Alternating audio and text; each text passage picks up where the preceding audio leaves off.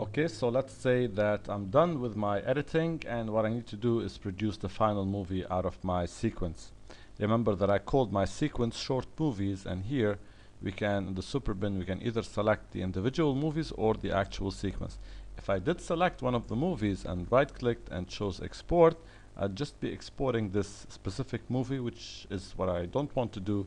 What I want to do is export the whole sequence. So I'm gonna click on the sequence here and then right click and choose export, or I can click on the sequence and then choose file and export.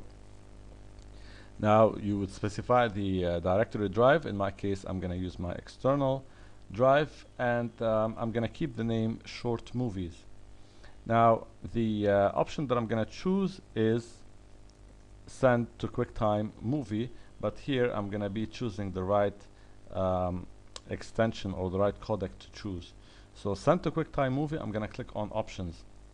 Now when you do that, you can use the same as source and use the AVid DV codec, which is something that you have to use in case you wanted to keep the best quality in your work. But in my case, I did not really use high quality footage in my work because I was just demonstrating some concepts. So in this case, I'm not going to be using the AVid DV codec. Instead, I'm going to be using another codec. Now the codec is a program that will actually compress the video file in a certain way. Whenever I choose the AVid DV codec, it's going to ensure that I have the highest possible quality to use. If I choose something else, like another codec, like another QuickTime codec, I'm going to be losing some quality, but the file size that I'm going to be ending up with is going to be smaller. So in case I was doing just a preview, I would use another codec than the AVid DV, but in case I was doing the final render, I would be using the AVid DV codec.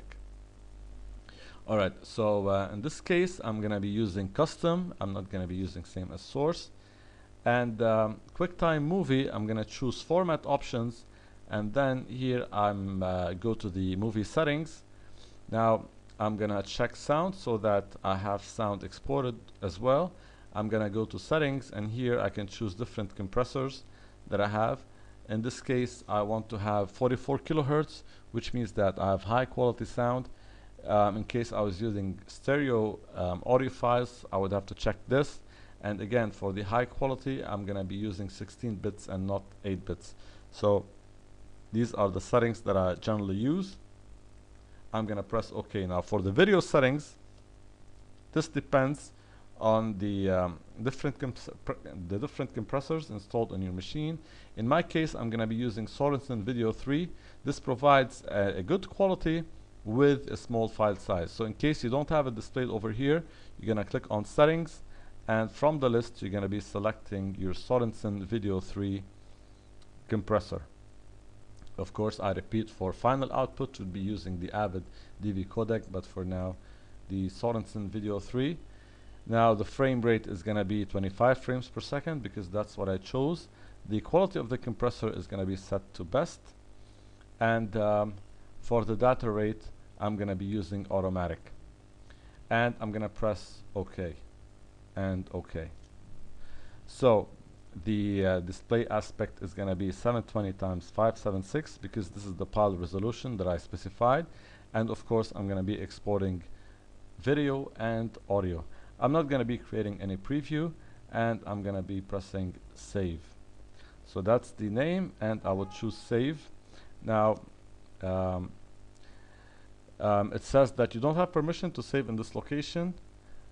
So I'm gonna save in a different location. I'm gonna press no, and for example, I'm gonna be saving in a different folder, say on my desktop, and I'm gonna press save.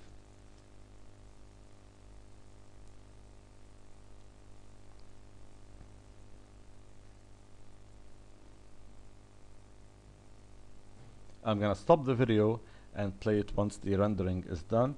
Now of course here the rendering is not going to take a long time because we just have a small video size, and we don't have a lot of audio to process. It's just one mono file for every video.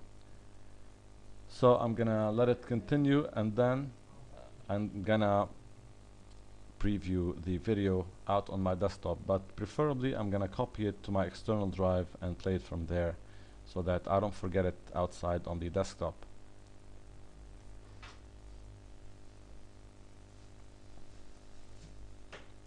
Alright, so now it's in my videos folder on my external hard disk, and if I play, I'm gonna watch the result over here.